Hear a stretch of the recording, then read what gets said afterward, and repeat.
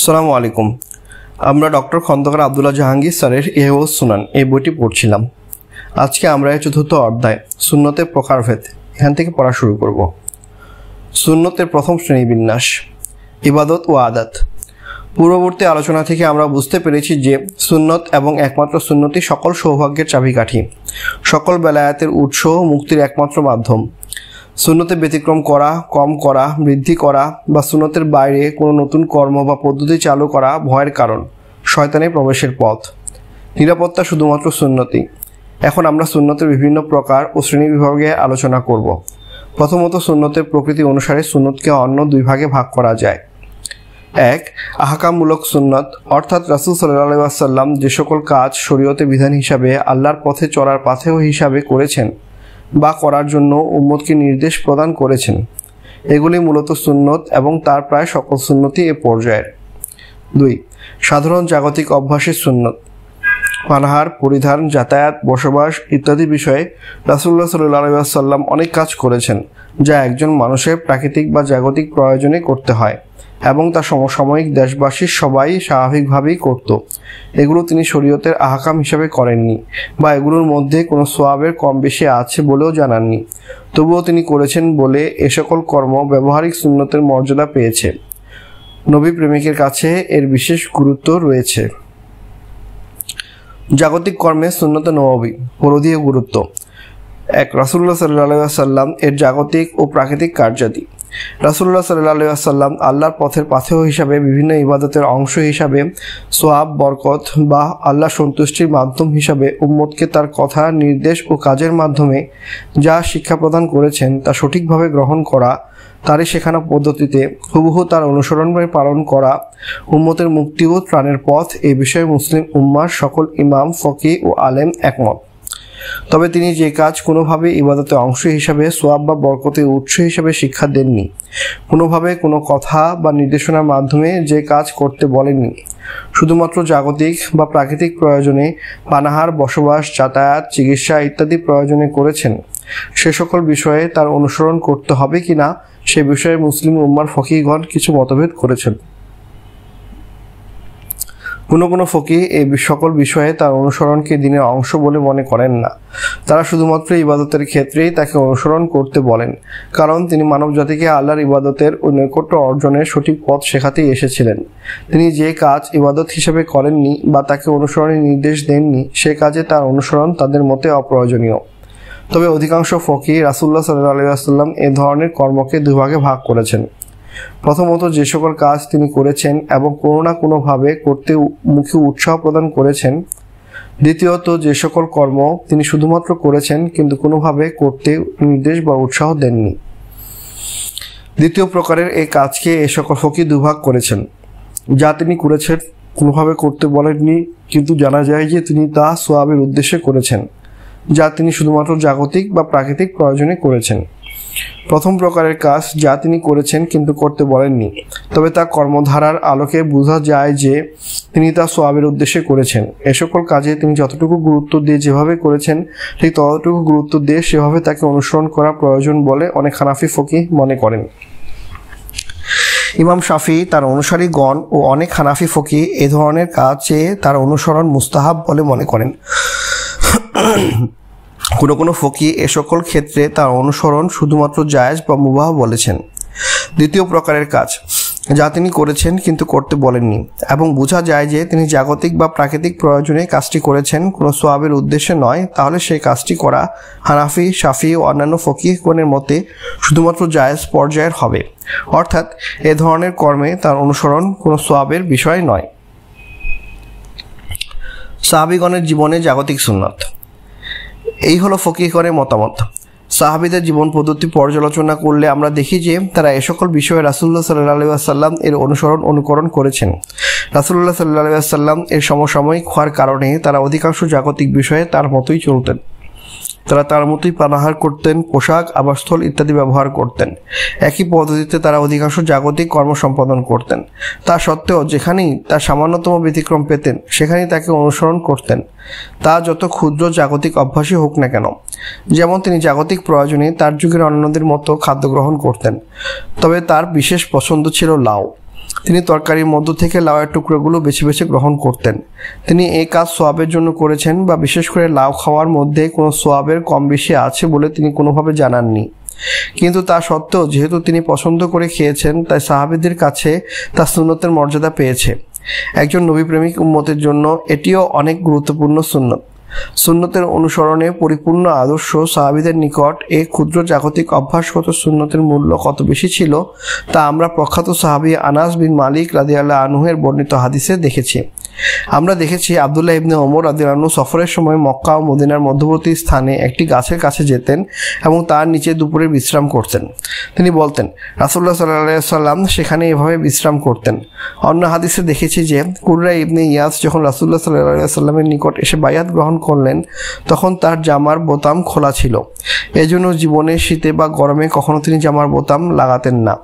তার ছেলে তাবি মুয়াবিয়া বিন কুররাও তাই করতেন, সর্বদাই তারা জামার বোতাম খোলা রাখতেন। অনুরূপভাবে হযরত ইবনে ওমর সফরের সময় এক স্থানে একটু ঘুরে যেতেন, শুধুমাত্র এজন্য যে তিনি রাসূলুল্লাহ সাল্লাল্লাহু আলাইহি ওয়াসাল্লামকে এরূপ করতে দেখেছিলেন। রাসূলুল্লাহ সাল্লাল্লাহু আলাইহি ওয়াসাল্লাম চলার পথে প্রয়োজনের তাগিদে এক স্থানে প্রকৃতির ডাকে সাড়া দিতে থেমেছিলেন, তাই হযরত ইবনে ওমর সেখানে থেমেছেন। তার ইচ্ছা রাসূলুল্লাহ সাল্লাল্লাহু আলাইহি ওয়াসাল্লামের অনুসরণে তিনিও সেখানে ইস্তিনজা করতে বসবেন। রাসূলুল্লাহ সাল্লাল্লাহু আলাইহি ওয়াসাল্লাম যে ধরনের জুতা পরিধান করতেন, তিনিও ঠিক সেই ধরনের জুতা পরিধান করতেন। যে রঙের কাপড় পরতেন বা যে রং দিয়ে দাড়ি বা চুল খেজাব করতেন, সেই রঙই ছিল তার পছন্দ। এ ছিল সাহাবীগণের ভক্তি, ভালোবাসা, অনুসরণের নমুনা। সেখানে কোনো যুক্তি ছিল না, অজুহাত ছিল না, ইবাদত বা আদাত সোয়াবের জন্য না প্রাকৃতিক প্রয়োজনে এ কথা বিবেচনার কোনো আগ্রহ ছিল না।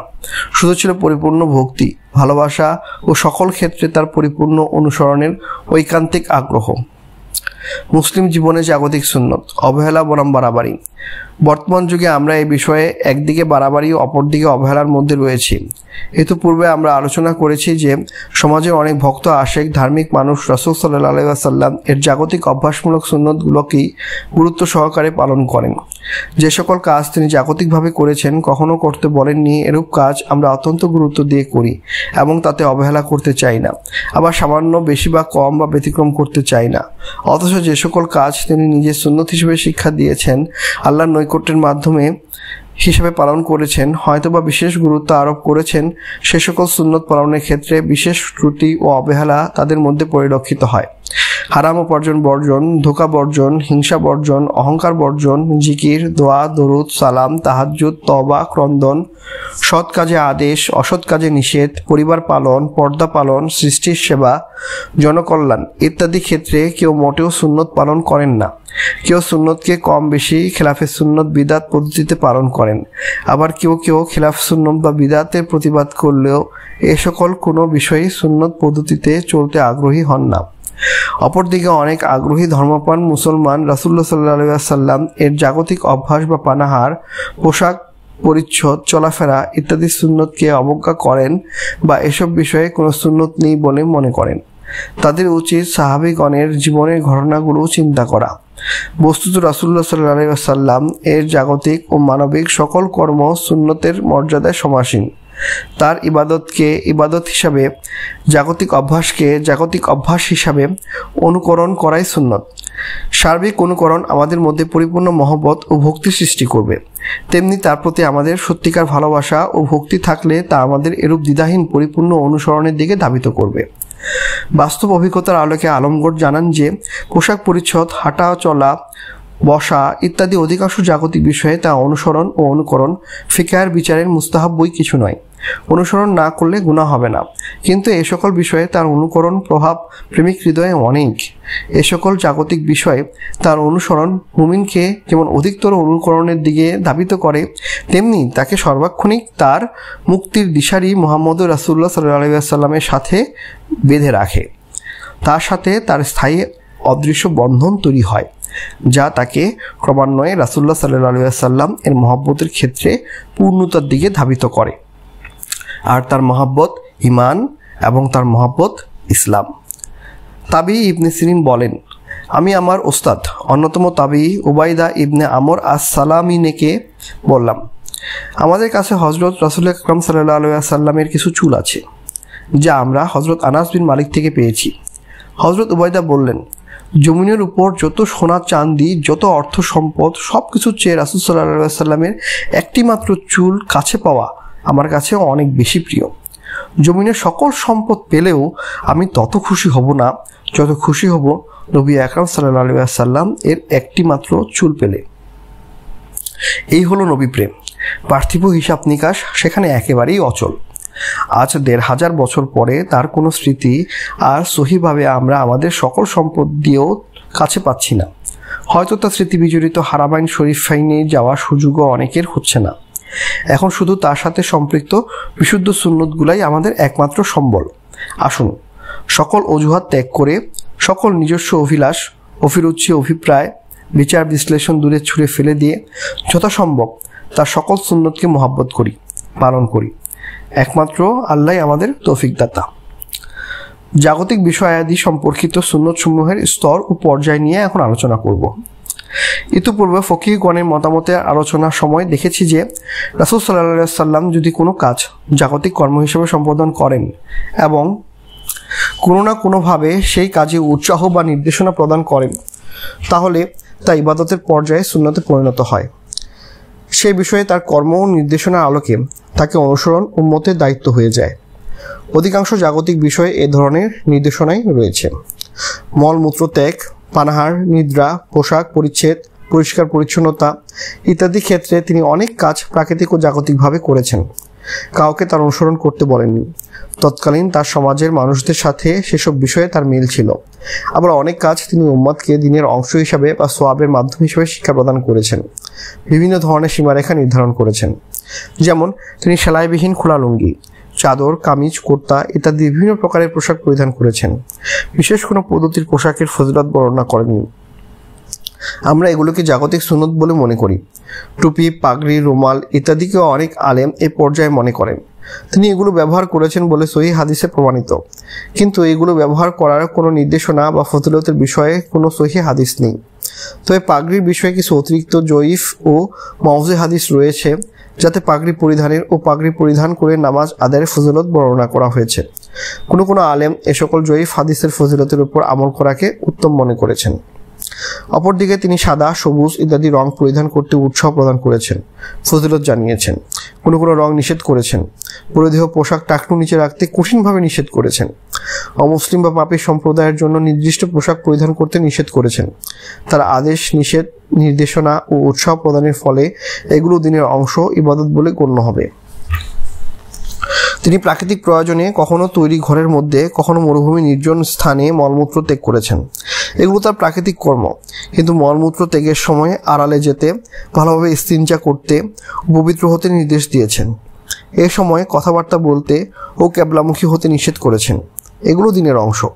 পানাহারের ক্ষেত্রে তিনি তার সময়ে তার সমাজে প্রচলিত বিভিন্ন খাদ্য ও পানীয় গ্রহণ করেছেন। কোনো কোনো খাদ্য বা পানীয় তিনি বেশি পছন্দ করতেন, কোনো কোনো খাদ্য তিনি স্বভাবজাতভাবে পছন্দ করতেন না। তার যুগে প্রচলিত পদ্ধতিতে পানাহার করেছেন। এগুলো সবই জাগতিক বিষয়। অপরদিকে তিনি খেজুর, দুধ, মধু ইত্যাদি কোনো কোনো খাদ্য বা পানীয় গ্রহণে উৎসাহ প্রদান করেছেন। তিনি সর্বদা অত্যন্ত অল্প আহার করতেন এবং অল্প আহার করতে উৎসাহ দিয়েছেন। নিজে কম খেতে ও নিজের খাদ্য অন্যকে খাওয়াতে তিনি উৎসাহ দিয়েছেন। পানাহারের জন্য কোনো কোনো পদ্ধতিকে ভালো বা খারাপ বলেছেন। অনেক খাদ্য পানীয় তিনি নিষেধ করেছেন। তার নির্দেশনার গুরুত্ব অনুসারে এগুলো উম্মতকে পালন করতে হবে। তার যুগের ও সমাজের অধিকাংশ মানুষের মতো তিনি বড় দাঁড়িয়ে রাখতেন। এতটুকু ছিল তার জাগতিক বিষয়। কিন্তু তার উম্মতকে দাড়ি রাখতে নির্দেশ দিয়েছেন এবং দাড়ি কাটতে নিষেধ করেছেন। এভাবে তা দিনের অংশে পরিণত হয়েছে। মানুষ হিসেবে প্রাকৃতিক ও জাগতিক প্রয়োজনে তিনি ঘুমিয়েছেন। তার দেশের ও সমাজের অন্যদের পদ্ধতিতে তিনি ঘরে, তাঁবুতে বা বাইরে ঘুমিয়েছেন। এগুলো জাগতিক বিষয়। তবে অজু অবস্থায় ঘুমাতে যাওয়া, ডান কাতে ঘুমানো, শক্ত বা সাধারণ বিছানায় শোয়া, প্রয়োজন মতো যথাসম্ভব কম ঘুমানো এবং বাকি সময় ইবাদত ও কর্মে লিপ্ত থাকা ইত্যাদি বিষয়ে তিনি উম্মতকে শিখিয়েছেন এবং নিজে পালন করেছেন। সোয়াবের মাধ্যমে তিনি উম্মতকে এগুলো বেশি বেশি করে করতে বলেছেন। এগুলো আল্লাহর নৈকট্য অর্জনের মাধ্যম ও দিনের অংশ। উম্মতের প্রয়োজন হলো এগুলো ভালোভাবে জেনে সুন্নত পদ্ধতি ও গুরুত্ব সহকারে তা পালন করা। পদ্ধতি বা গুরুত্ব কোনো কোনো ক্ষেত্রে ব্যতিক্রম হলে তা খেলাফে সুন্নতে পরিণত হবে। ইনশাল্লাহ আমরা এই পুস্তকের শেষে সুন্নতের গুরুত্বগত স্তর ও গুরুত্বের ব্যতিক্রমজনিত বিদাতগুলো আলোচনা করব। সম্মানিত পাঠক, আমাদের বুঝতে হবে যে রাসূল সাল্লাল্লাহু আলাইহি ওয়াসাল্লাম যে কাজ যেভাবে যতটুকু গুরুত্ব সহকারে যে পদ্ধতিতে করেছেন বা বর্জন করেছেন, সেই কাজ সেভাবে ততটুকু গুরুত্ব সহকারে সেই পদ্ধতিতে করা বা বর্জন করাই সুন্নত। প্রকার, পদ্ধতি বা গুরুত্বের ক্ষেত্রে বেশি কম করা সুন্নতের খেলাফ। এই কথা শুধু বুঝলেই শেষ হয়ে গেল না, আমাদের পালন করতে হবে। আমাদের জাগতিক ও পারলৌকিক সকল সাফল্য একমাত্র রাসূল মুস্তাফা সাল্লাল্লাহু আলাইহি ওয়াসাল্লাম এর অনুসরণের উপরেই নির্ভর করে। তার ভক্তি, ভালোবাসা ও অনুসরণ একই সূত্রে গাঁথা। অনুসরণহীন ভক্তি ও ভালোবাসার দাবি মিথ্যা ও শয়তানি, অসওয়াসা মাত্র। অপরপক্ষে ভক্তি ও ভালোবাসা ছাড়া পরিপূর্ণ অনুসরণ সম্ভব নয়। জীবনের সকল পর্যায়ে ও সকল ক্ষেত্রে সার্বিকভাবে সকল প্রকার বেশি কম বাদ দিয়ে তার সুন্নতের অনুসরণই আমাদের সফলতার একমাত্র উপায়। আল্লাহ দয়া করে আমাদের তার খলিল ও হাবিব নবী উম্মি সাল্লাল্লাহু আলাইহি ওয়াসাল্লাম এর পূর্ণ অনুসারী হওয়ার তৌফিক দান করুন। আমাদেরকে সাহাবায়ে কেরামের মতো ভক্তি, ভালোবাসা ও অনুসরণের তৌফিক দান করুন। দয়া করে আমাদের তাদেরই দলভুক্ত করে হাসরে উঠান এবং জান্নাতের নিয়ামত দান করুন। আমিন। সুন্নতের দ্বিতীয় শ্রেণীবিন্যাস, কর্ম ও বর্জন। পালন করা এবং বর্জন করা, অনুমোদন প্রদান ও সাধারণ উৎসাহের প্রদানের দিক থেকে সুন্নতকে 4 ভাগে ভাগ করা যায়। কর্মের সুন্নত, অনুমোদনের সুন্নত, কাওলি বা নির্দেশনামূলক সুন্নত ও বর্জনের সুন্নত। কর্মের সুন্নত, যে কাজ রাসূলুল্লাহ সাল্লাল্লাহু আলাইহি ওয়াসাল্লাম করেছেন সেই কাজ তিনি যেভাবে করেছেন সেভাবে আদায় করাই সুন্নত। অনুমোদনের সুন্নত, অনুমোদনের সুন্নত অর্থ কোনো কাজ যা রাসূল সাল্লাল্লাহু আলাইহি ওয়াসাল্লাম নিজে না করলেও করতে অনুমোদন প্রদান করেছেন বা তার সময়ে করা হয়েছে কিন্তু নিষেধ করেননি, এই ধরনের কাজও সুন্নতের অন্তর্ভুক্ত। তার অনুমোদনের আলোকে তা আদায় করা সুন্নত। কাউলি বা নির্দেশমূলক সুন্নত, তার কথা বা কাউলি নির্দেশনা সুন্নত। রাসূল সাল্লাল্লাহু আলাইহি ওয়াসাল্লাম উম্মতকে বিভিন্ন প্রকারের নেক কর্মে উৎসাহ প্রদান করে নির্দেশনা প্রদান করেছেন। তিনি নিজে এ সকল কর্ম পালন করেছেন এবং সাহাবীগণকেও তার এ সকল নির্দেশিত নেক আমল পালন করতে বলেছেন। বর্জনের সুন্নত, যে কাজ রাসূলুল্লাহ সাল্লাল্লাহু আলাইহি ওয়াসাল্লাম যেভাবে যতটুকু যে গুরুত্ব দিয়ে বর্জন করেছেন তা সেভাবে বর্জন করাই সুন্নত। বর্জনের সুন্নত, পরিচিতি ও গুরুত্ব। সাধারণত কর্মের সুন্নত আমরা সহজেই বুঝতে পারি। রাসূলুল্লাহ সাল্লাল্লাহু আলাইহি ওয়াসাল্লাম যে কাজ যেভাবে করেছেন তা সেভাবে করা যে সুন্নত তা সম্ভবত আমরা সবাই বুঝতে পারি এবং স্বীকার করি। আমরা তা পালনেরও চেষ্টা করি। কিন্তু বর্জনের সুন্নতের বিষয়ে আমাদের ধারণা অনেক সময় স্পষ্ট নয়। আমরা অনেক সময় অনেক বিষয়ে নাজায়েজ, মাকরুহ বা হারাম বলি, এজন্য যে রাসূল সাল্লাল্লাহু আলাইহি ওয়াসাল্লাম তা করেননি। আবার সে মুখে অনেক সময় বলি তিনি করেননি তাতে কি, তিনি তো করতে নিষেধ করেছেননি। অনেকেই মনে হয়তো প্রশ্ন জাগতে পারে, কোনো কাজ যদি রাসূল সাল্লাল্লাহু আলাইহি ওয়াসাল্লাম না করেন তাহলেই কেন নিষিদ্ধ হয়ে গেল? না করা আর নিষেধ করা তো এক নয়। রাসূলুল্লাহ সাল্লাল্লাহু আলাইহি ওয়াসাল্লাম করেননি, এই জন্য কি কোনো কাজ করা মাকরুহ বা হারাম হয়ে যাবে?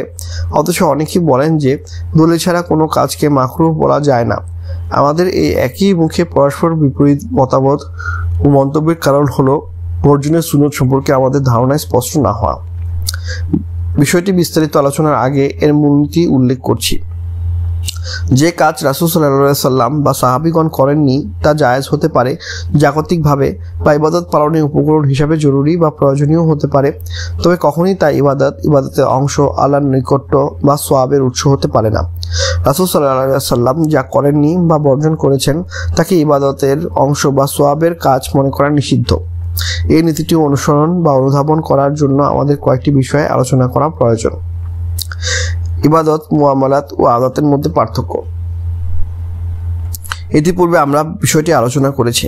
আমরা দেখেছি যে ইবাদত বন্দেগীর ক্ষেত্রে, দিন পালনের ক্ষেত্রে, আল্লাহর নৈকট্য ও সওয়াব অর্জনের ক্ষেত্রে তিনি যদি কোনো কাজ না করেন তাহলে তা বর্জন হিসেবে গণ্য হবে এবং তা খেলাফে সুন্নত বা নিষিদ্ধ বলে গণ্য হবে। তার বর্জনই নিষেধের দলিল, আর নিষেধের ন্যূনতম পর্যায় হলো মাকরুহ হওয়া। যদি আমরা অতিরিক্ত কোনো দলিল প্রয়োজন মনে করি তাহলে ইসলামের অধিকাংশ বিধান অচল হয়ে যাবে। নামাজ, রোজা, হজ, যাকাত ইত্যাদি সকল ইবাদত বন্দেগীর ক্ষেত্রে সাহাবী, তাবেঈগণ যা কিছু নির্দেশ করেছেন, ফকিহগণ যা কিছু মাকরুহ বা হারাম বলেছেন তার অধিকাংশই অর্জনের দলিলের উপর ভিত্তি করে নির্ধারণ করা হয়েছে। মুআমালাত, আদাত, সামাজিক, জাগতিক, প্রাকৃতিক উপকরণ জাতীয় কাজকর্মের বর্জন করা নিষেধ বলে গণ্য করার আগে দেখতে হবে বর্জনের সাথে সাথে তার পক্ষ থেকে নিষেধ আছে কিনা। রাসূলুল্লাহ সাল্লাল্লাহু আলাইহি ওয়াসাল্লাম কি পর্যায়ে তা বর্জন করেছেন। সকল ক্ষেত্রে তার বর্জনকে আমরা 3 ভাগে ভাগ করতে পারি: ইচ্ছাকৃত বর্জন, অনিচ্ছাকৃত বর্জন ও কারণবশত বর্জন।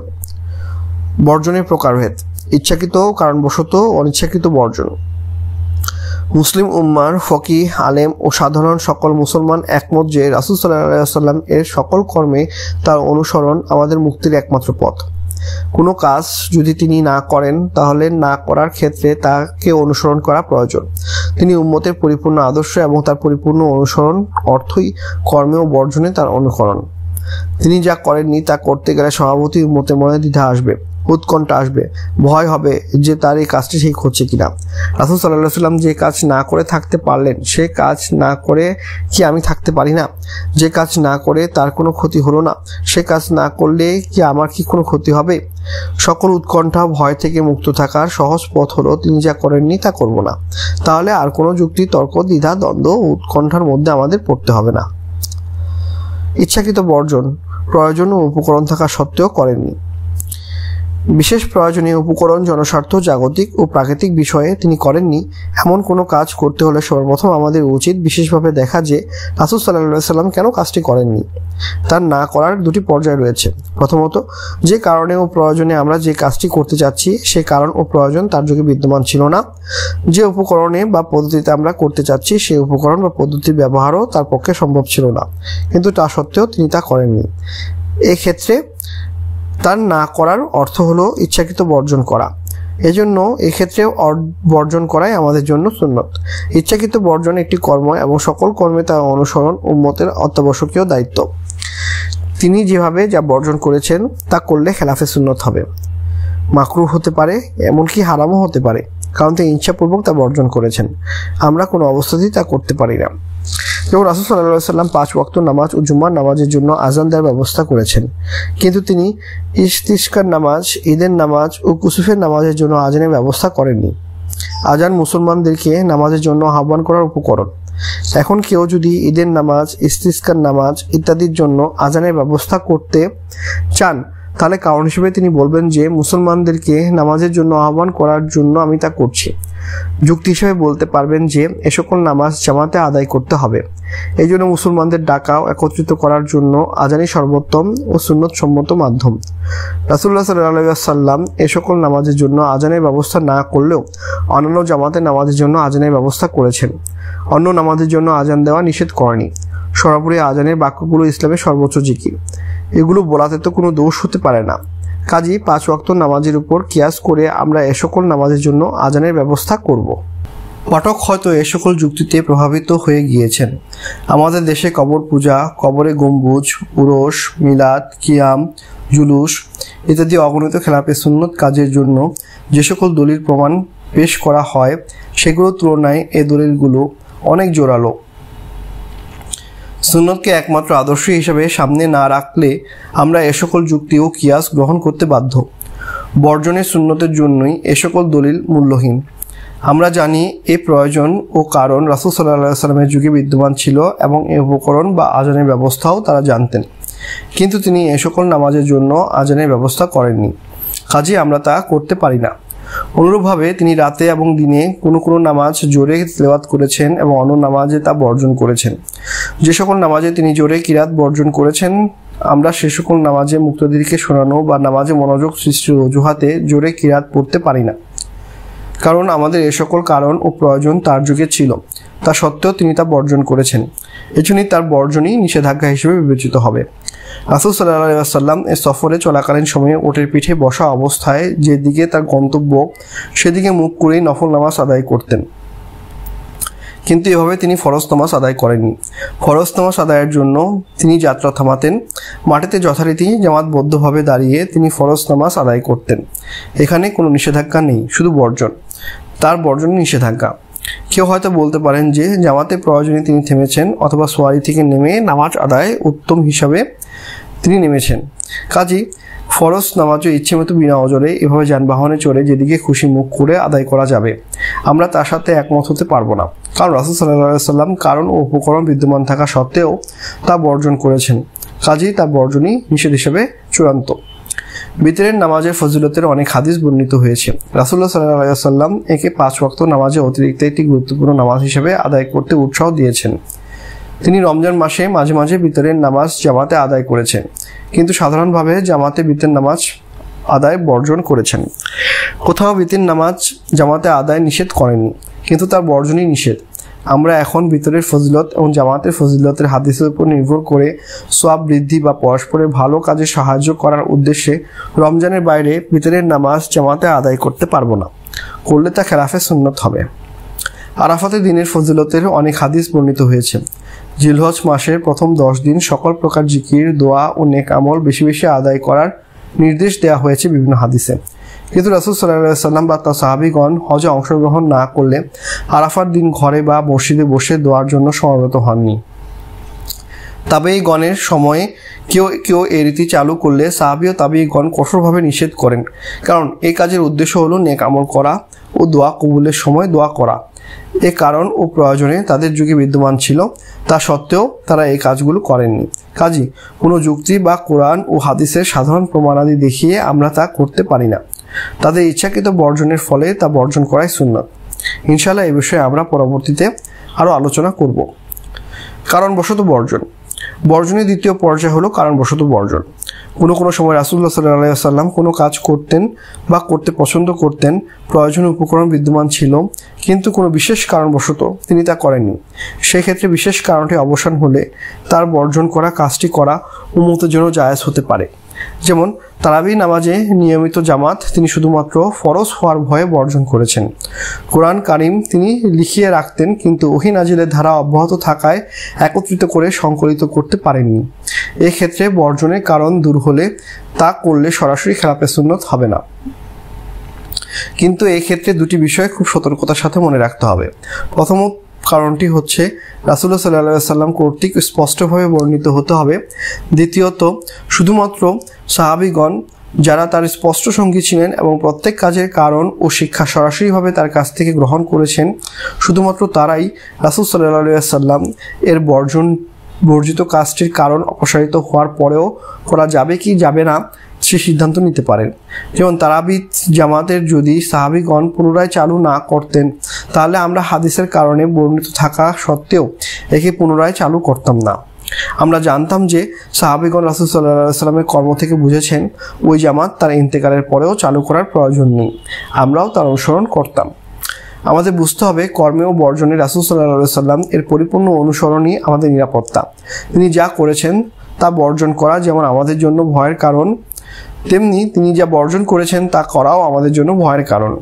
আমরা জানি না আমাদের এই প্রয়োজন, উদ্ভাবন বা ইস্তিহাদ আল্লাহ কবুল করবেন কিনা। আমাদের উচিত নয় নিজেদের খোলাফায়ে রাশিদিন বা সাহাবীগণের স্থানে কল্পনা করা। একটি উদাহরণ দেখুন। ইবনে আব্বাস রাদিয়াল্লাহু আনহু বলেছেন, রাসূল সাল্লাল্লাহু আলাইহি ওয়াসাল্লাম যখন মক্কায় সাহাবীগণকে নিয়ে উমরা পালনের জন্য আসলেন, তখন মক্কার মুশরিকগণ বলল, দেখবে ইয়াসরিবে জ্বর তাদেরকে কাহিল করে ফেলবে। তখন নবীজি সাল্লাল্লাহু আলাইহি ওয়াসাল্লাম সাহাবীগণকে মৃদু দৌড়াদৌড়ির প্রথম দিকে 3 চক্কর তাওয়াফ আদায় করতে বললেন। আরও বললেন যে রুকুনে ইয়ামানি বা হাজরে আসওয়াদের মাঝের স্থানে তারা হাঁটবেন। তিনি শুধুমাত্র সাহাবীগণের কষ্ট হবে দেখে পুরো 7 চক্কর তাদের দৌড়াতে নির্দেশ দেননি। এখানে লক্ষণীয় যে হজের ইবাদতের অংশ হচ্ছে কাবার ঘর তাওয়াফ করা। হেঁটে, দৌড়ে বা কোনো যানবাহনে চড়ে যে কোনোভাবে কাবা ঘরের চারিদিকে তাওয়াফ করলে তাওয়াফের ইবাদত আদায় হবে। তাহলে হাঁটা বা দৌড়ানো আনুষঙ্গিক পদ্ধতি ইবাদতের মাকসুদ বা উদ্দেশ্য নয়। তা সত্ত্বেও যেহেতু ইবাদতের সাথে সংশ্লিষ্ট, তাই সেক্ষেত্রেও হুবু রাসূল সাল্লাল্লাহু আলাইহি ওয়াসাল্লাম এর কর্ম ও বর্জনীয় অনুসরণ আমাদের করতে হবে। কোনো কারণ বা যুক্তির আলোকে তার কর্মকে বর্জন করা যাবে না বা তার বর্জন করা কাজ করা যাবে না। উপরের হাদিসের আলোকে আমরা দেখতে পাচ্ছি যে রাসূল সাল্লাল্লাহু আলাইহি ওয়াসাল্লাম একটি বিশেষ কারণে তাদেরকে তাওয়াফের মধ্যে দৌড়াতে বলেন, তা হলো মুশরিকগণ মুসলমানদের সুস্থতা দেখানো। এই কারণটি এখন আর বিদ্যমান নেই, কিন্তু সেজন্য আমরা তার করা কাজটি বর্জন করতে পারি না। অপরদিকে তিনি শেষের 4 চক্করে দৌড়ানো বর্জন করেন একটি বিশেষ কারণে, তাহলে সাহাবীদের কষ্ট হওয়ার ভয়। এই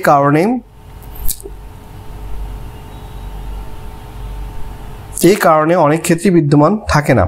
অনেক মুসলমান একভাবে দৌড়ে বিনা ক্লান্তিতে 21 বারও তাওয়াফ করতে পারবেন, কিন্তু সেজন্য তিনি কখনোই বলতে পারবেন না যে যেহেতু কারণ বিদ্যমান নেই সেহেতু আমার জন্য সবগুলো চক্কর দৌড়ে দৌড়ে আদায় করাই উত্তম। এ থেকে আমরা বুঝতে পারি যে ইবাদতের ক্ষেত্রে তো বটেই, ইবাদতের আনুষঙ্গিক পদ্ধতি বা উপকরণের ক্ষেত্রে আমাদের কর্মে ও বর্জনে হুবহু রাসূল সাল্লাল্লাহু আলাইহি সাল্লাম এর অনুসরণ করতে হবে। অনুরূপভাবে আমরা দেখতে পাচ্ছি যে রাসূল সাল্লাল্লাহু আলাইহি সাল্লাম এর কোনো কর্মের বা বর্জনের অথবা আদেশ বা নিষেধের কোনো কারণ বর্ণনায় অর্থ এই নয় যে উক্ত কারণ না থাকলে উক্ত কাজ করা বা বর্জন করা আমাদের জন্য জায়েজ হবে না।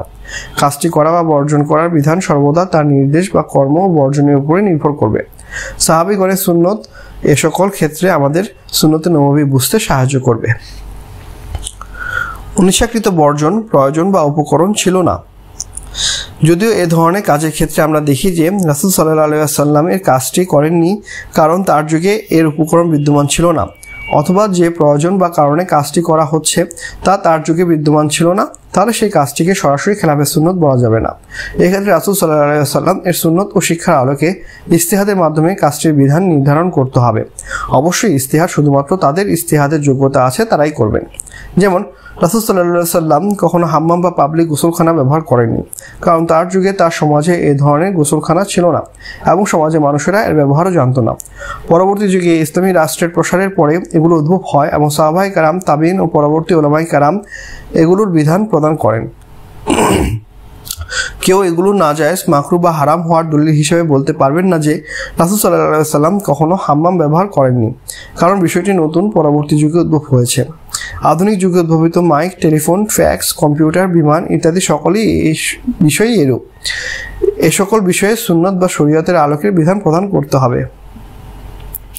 এভাবে পৃথিবীর বিভিন্ন দেশে বিভিন্ন প্রকারের খাদ্য, পানীয়, ফলমূল, ফসলাদি, পোশাক, যানবাহন, আবাসগৃহ রয়েছে যা রাসূল সাল্লাল্লাহু আলাইহি ওয়াসাল্লাম এর যুগে হেজাজে বা আরবে ছিল না, অন্য দেশে ছিল অথবা পরবর্তী যুগে মানুষেরা উদ্ভাবন করেছেন। এগুলোর ক্ষেত্রে একই বিধান। কথা বলা যায় না যে এগুলো মাকরুহ, কারণ রাসূল সাল্লাল্লাহু আলাইহি ওয়াসাল্লাম তা বর্জন করেছেন, বরং তার সুন্নতের আলোকে ইজতিহাদের মাধ্যমে এগুলো বিধান নির্ধারণ করবেন মুস্তাহিদগণ।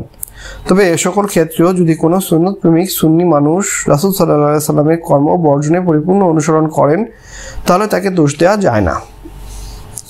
অনুরূপভাবে রাসূল সাল্লাল্লাহু আলাইহি ওয়াসাল্লামের যুগে কোনো মুসলমান যাকাত আদায় করতে অস্বীকৃত জানাননি। হযরত আবু বকরের সময় কিছু মানুষ এই অপরাধে লিপ্ত হয়, তখন তিনি তাদের বিরুদ্ধে যুদ্ধ ঘোষণা করেন, যুদ্ধের মাধ্যমে তাদের বিদ্রোহ দমন করেন। এক্ষেত্রে কেউ বলতে পারবেন না যে হযরত আবু বকর খেলাফে সুন্নত কাজ করেছেন। রাসূল সাল্লাল্লাহু আলাইহি ওয়াসাল্লাম যা করেননি তিনি তাই করেছেন, কারণ রাসূল সাল্লাল্লাহু আলাইহি ওয়াসাল্লামের যুগে এই কারণটি বিদ্যমান ছিল না। কাজে আমরা বলতে পারছি না যে তিনি ইচ্ছাকৃতভাবে যাকাত অস্বীকারীদের সাথে যুদ্ধ বর্জন করেছেন। অতএব তাদের বিরুদ্ধে যুদ্ধ করা খেলাফে সুন্নত হবে। যেহেতু বিষয়টি নতুন সেহেতু এখন সুন্নতের আলোকে ইজতিহাদ করতে হবে, আর ইজতিহাদের সর্বোচ্চ যোগ্যতা খোলাফায়ে রাশিদিন। তাদের ইজতিহাদি কর্ম পরবর্তী উম্মতের জন্য সুন্নত। কুরআন সংকলন, হাদিস সংকলন, কুরআন ও হাদিসের সঠিক ও সুন্নত মানের জ্ঞান অর্জন এর জন্য বিভিন্ন উপকরণ, জাতীয় শাস্ত্রের বা পদ্ধতির উদ্ভাবন, সমাজের শান্তি শৃঙ্খলা প্রতিষ্ঠা, জনগণের উন্নত জীবনধারা নিশ্চিত করার জন্য বিভিন্ন ব্যবস্থা গ্রহণ এই পর্যায়ে অন্তর্ভুক্ত। খোলাফায়ে রাশিদিন ও সাহাবীগণের সুন্নতের আলোকে এ সকল ক্ষেত্রে আমরা নব প্রয়োজনে নব পদ্ধতি উদ্ভাবন করতে পারব।